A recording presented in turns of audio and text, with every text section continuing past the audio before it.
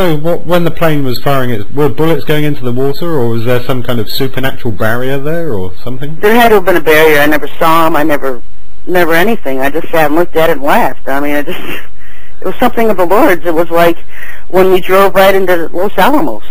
How can anybody just drive into Los Alamos? We did. It's amazing. We weren't stopped.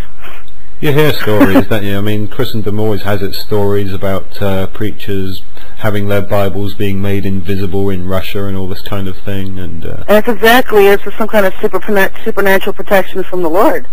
Because we just felt no fear, and it never came near us. The bullets never came near us. You know, when we were in Los Alamos, supposed to be the most secure facility in the world, and we just lopped right on it. So, did he fly close enough for you to share some universal sign language with the pilot? No. You know, I just heard from a story from somebody else that was, you know, covering a lot of these government places, and you just march right onto them. You know, it's almost like you're invisible; they don't see you. I've heard it from other people covering different government installations around the country. I was at NORAD, Cheyenne Mountain in Colorado, never stopped. I was right on Los Alamos. I was in Taos, New Mexico. It was one of their, underneath Taos, New Mexico, is the major hub for that super shuttle system under the earth. Oh, Taos, right. New Mexico is a huge major hub underneath Taos for this shuttle system. Oh, huge reptilian base underneath Taos, New Mexico. That's the trains that can go over Mach 1, isn't it? Yeah, those are the trains that Graviton or shoot. something. Yeah. Like Logan's Run. You ever see that movie Logan's Run back in the 70s, whatever it was? Of course, that's where they got that from, I suppose. Yeah, I mean, they've had this technology for ages, and people think movies are fiction. But there's a huge base underneath Taos. That's why I went to Taos to begin with. And then covering Los Alamos, Dulce base. We covered Dulce. I walked right up almost to the entrance of Dulce. They must have been... Did anybody see you, or were they just like, what the hell is she doing here? Yeah, we just did what we wanted to do. I mean, there's really not an entrance to Dulce, but I'm looking at this road and I'm thinking this goes right into the Dulce, the top part of it, because, you know, it's an underground base. But they have entrances at the top of those. Are they like Groom Lake, where they have cameras around the barriers and the borders? I don't know. I'm sure they did. I didn't see any. Well, I mean, to get that close, it's almost like you were supernaturally just not there. Made invisible. Right, exactly. Because I was right across the road from Peterson Air Force Base, which is right across the street from NORAD, the back entrance, whatever, front entrance, whatever, and see anybody. Hasn't Peterson, or is it Patterson, Wright Patterson, one of them's been in the news lately for being, like, given to the Chinese or something, is that right? Oh, I don't know. Wright Patterson's in Dayton, Ohio. That's where, kind of like a storage bin for alien technology and crashed UFOs. Oh, I know. I think it was connected with the so-called missing nukes flying across America story. I don't think that would probably be, that's the other one. That's not Wright Patterson. Well, I think it was 22 or 12 people involved in that were all hunted down and killed. The one in Minot, North Dakota. And I knew that was coming. I called it years ago because I had heard that the Homeland Security took over the security of the Air Force Base. They no longer work for the Air Force, they work for Homeland Security. And so I knew right then and there something's going to happen. There's definitely at least two different factions in America right now, isn't there? Oh, definitely. Well, there's like three. You've got the serpent Satanist Illuminati running everything. You've got patriots in the military and government that are trying to fight them. And then you've got the Lord's warriors. So, yeah, definitely three factions here. Right. It seems like so much of your work, especially with the organe, has been in preparation of the Earth for the Great Tribulation period. Yeah. I heard on your last radio show at Sherry Talk Radio that the government are going to clamp down on people making positive organe energy. Surely this only serves to validate the organe warriors' work concerning their effectiveness. So please tell us. Oh, it does. It does. And this whole thought bill radicalization thing that the House passed, I put it on my website. The Truth Movement's running with it, thinking, oh, they're trying to stop the Truth Movement. They don't care about the 9/11 Truth Movement. They really don't care. if people want to disagree with them and try to expose it, so what? They're already in charge. They're not going to bounce them out of there. They're coming after the Christians. They're using that whole thing to come after Christians. The real people who are a real threat to their agenda are those who love the Lord and will do what He asks. Those are the real threats. Right. So the organe will greatly benefit anybody who's around it in the years to come.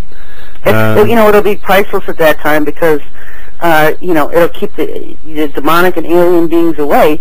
And when the earth's infested with them, organe's going to be more valuable than gold.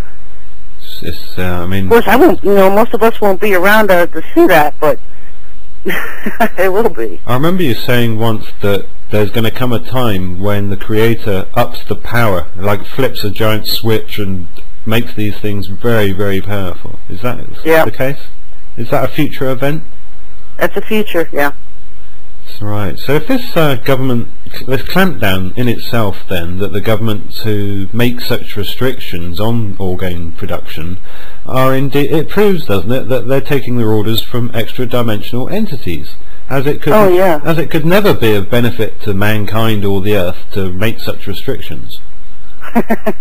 Yeah, and the problem is that when this does come about, it's pretty much going to be, too late to do anything about it. I mean, at the same time that they start clamping down on orgone, they're going to have the persecution against the saints. They're going to have martial law in America.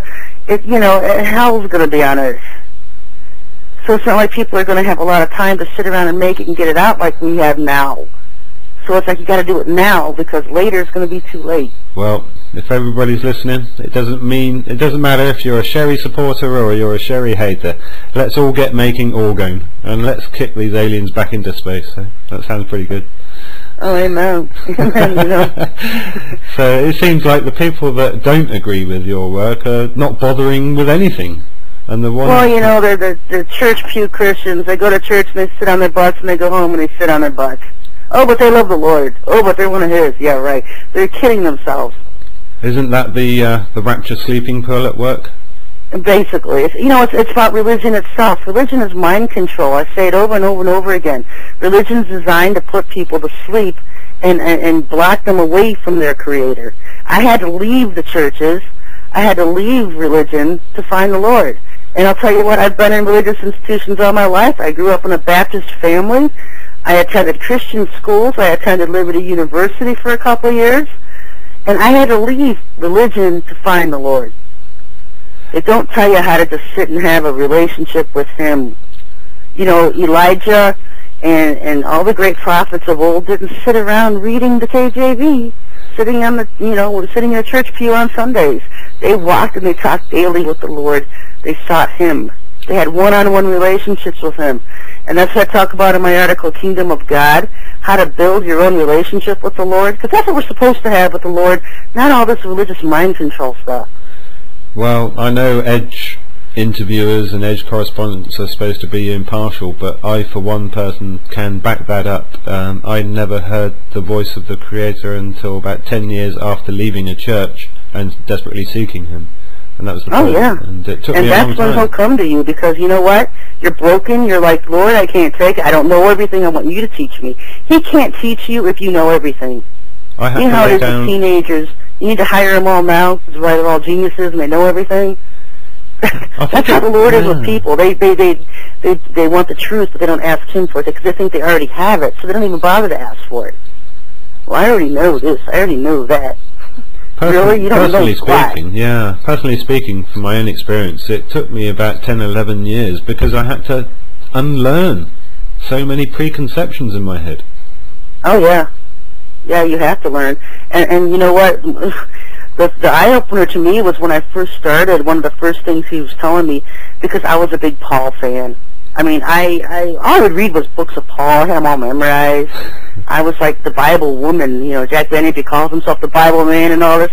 I had everything memorized of Paul, and the Lord was like, He's not mine. And then I was like, whoa.